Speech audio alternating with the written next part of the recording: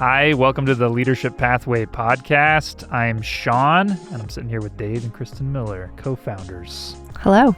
Of Leadership Pathway. It's great to be here. As always. Here we are. Highlight of my week. All right, so this is session 4 of a short mini-series that we're doing on some important topics around launching residency. And this one's about coaching, which is, Kristin Miller's expertise, wheelhouse. Gosh, it's what I do. I don't know if I'd say complete expertise. I feel like I'm learning every single day. Well, this is going to be good because I think when we talk about coaching, a lot of times when I have the conversation with a church about coaching, they are asking, is this like direct coaching you do with a resident? Like, are you getting in the room with them and coaching them? And really, this model's built around coaching the coaches. Right. It's around like this is about coaching the coaches. So let's talk about that first. Why do we believe churches are the best ones to do that development? Yeah. Well, so when we work with a church, we know that a church leader knows the team dynamics, knows the culture, knows really just what are best practices that they can help a resident learn so that ultimately they can be highly desired and hireable in ministry. I mean, that's really the goal. And yes, we as the outsiders have perspective, but ultimately it's the church that knows what's going to be the best fit and the best way to get that person to serve well, to lead in a way that's going to just be appropriate for their church. And so, I spend a lot of time on the phone calls and Zooms, really just kind of trying to support church leaders who are in the trenches doing it. And some have been veteran leaders for decades of years, and others have only been in for a few years. But nevertheless, when someone has a young person look to them, it is an opportunity to get better at your leadership. And what I find so beautiful is that young ones can teach old ones, and old ones can teach young ones, and it's this mutual growth. That's good. Yeah. Okay. So what makes a good coach? What do you look for in practice that makes somebody really successful at this? Mm-hmm. Well, first I would say most of us were not fully developed, and I don't even know if there's a true mark that we can say, oh, that's full development. But so I think some of us would come from the background of, I was thrown in the deep end of the pool, and thankfully I did start swimming. So for most, we don't have something from our background to say, hey, I'm going to draw on this. So knowing that, most of us aren't natural developers. So it is a little bit of a learned practice, a learned skill. One of the things that we really try to emphasize is that, first of all, it's going to take time. It's going to take a lot of your mental, physical energy and investment. And that's really what this is. This is more than having a member on your team to speak into as a boss. It's really more, yes, you're a boss, but you also have a few other hats as a coach. You are a friend. You are also kind of a parent or a big brother, big sister. And I feel like you're in that camp probably more than any of the others. And I think some of the pushback that I'll hear initially is, oh, I don't want to micromanage, or, I assume that they know these things. And, one of the things too, we just really emphasize is like, just don't assume. It doesn't do anyone any good. Go ahead and spell out. Let's just say, hey, let's see where you are, and here's our expectations. But let's walk through this. Tell me what you have known, what you have done, and it's okay. You don't have to have all the answers. That's not what this residency is, to help you grow and give you experiences.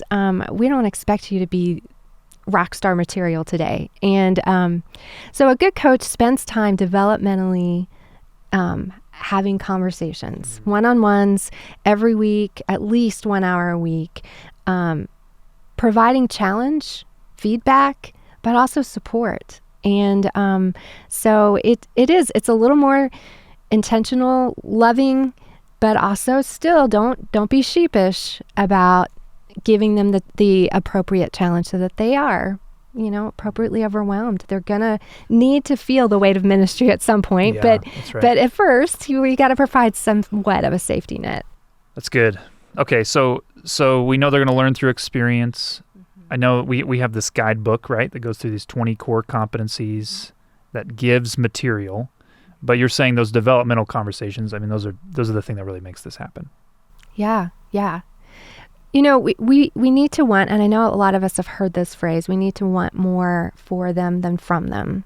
And I think, it sounds good, we know it, but in the day-to-day, we forget some things. Everyone's plates are full, and it's quick and easy just to say, hey, you resident, go do this. And yes, we all need to pick up the pieces of things or set up chairs on occasion. Or we all have to do some menial things. But these developmental skills, the soft skills that we really kind of focus on along with the practical ministry skills, are things like taking initiative, being able to, for some people, for some residents, it's being able to explain, what is it to have initiative? You might have a resident, and I've seen plenty of them, that, you're having to say, whoa, slow down. I want you to observe and watch and help me before you step in and give me your ideas. While others may struggle to have initiative and they need it kind of concretely, tangibly explained to them. You want them to be able to try something new this week without being asked to do it. Like make that super clear. Things like conflict management is another soft skill. None of us love having to navigate tension, have difficult conversations, but a young person, for instance, who's in student ministry, having to navigate that parent that's not very happy with how things went. How can you do that in a way that's respectful and not shy away and put it off, but go and do that appropriately.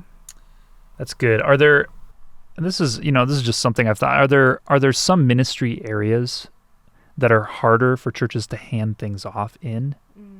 Like, are there some areas that a student or a resident will serve in that you have to really remind that church leader, like, hey, you have to give them more to do?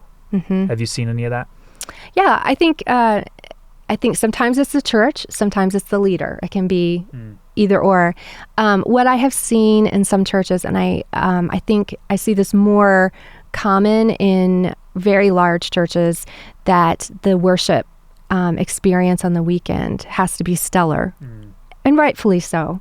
But a worship resident, for instance, may be more in a specialized area, and week after week they're singing one song, or they're, preparing with Ableton, but they're not actually leading, or they're not even doing the huddle. And so it's in those times that I'm pushing, like, okay, the end goal, the end game is that this person needs to chase after everything that and you do. And I know that it might not be in the forum on the weekend, but what can this person be able to do from soup to nuts to feel like the experience of planning a team night with all the band members, feel the weight of that ministry and learn how to lead, learn how to talk to people. And the other thing I would say, sometimes it's a leader. It's not just a church ministry area. Sometimes I've experienced leaders that may coddle a little bit, for lack of a better way to explain it. They want to protect their residents so much that they don't give them the full opportunity. And that only does a disservice to them, because if it is a 2-year plan, we're hoping by month 16, they're filling out a resume, 18 month, they're starting to apply for jobs, they've got their video website, or potentially they could be hired at that church. And if they haven't had a story, multiple stories really, of being able to lead something and build it, not just lead a small group and that a super volunteer can do. Yeah. You got to be an equipper of leaders. Yeah. It's about preparing more than a role player for something. Exactly. Somebody who's just going to find their niche in running the soundboard, which can be really valuable. Yeah. On a weekend, but helping them find a new level. That's good. When I think of training, I think of education, books, fill in the blank worksheets, watching video talks, right? So we don't call them trainers. Call them coaches. Right. Coaching. We don't talk about training. We talk about Why do you use the word coaching? Yeah, that's a good question. Especially if you've never played sports, which we don't need to go into that. I love sports, but I am not athletic. If there had been a Scrabble team, you would have been the captain. Or music. I was more in that realm. Okay, yeah. But yes, you're right. And there are vocal coaches. That's right. There are. So why use the term when you use the word coaches? What comes to mind versus trainers, and why use that term? Yeah, a coach pulls out of us more than what we would push ourselves to do. That's really what it is. I love March Madness basketball, and sorry if this offends anyone, but I'm a Kentucky Wildcat fan, and so I love it when Coach Calipari takes these young one and doneers, and he gets those freshmen. Team of freshmen. He takes them from raw material solo to become team players, and try to win championships, and it's pushing people to go and do the hard work to get to where they need to be. Trainers don't push. Trainers hand you the worksheet. Yeah. Professors make it hurt, but not really. It's not really them. Right. It's the system. And coaches they'll risk that friendship. Right. That's good. Kentucky Wildcat basketball reference. You got it in there. Dude, You got it in there. I was Go going to bring it Cats. up when you said she doesn't play sports, because she doesn't play, but she watches. She watches those and things screams like it's like and gets angry. It's the best money college basketball can buy. Kentucky Wildcats. That's awesome. This is great. Thanks, Kristin. Thanks for your time Thank today. you. Fantastic.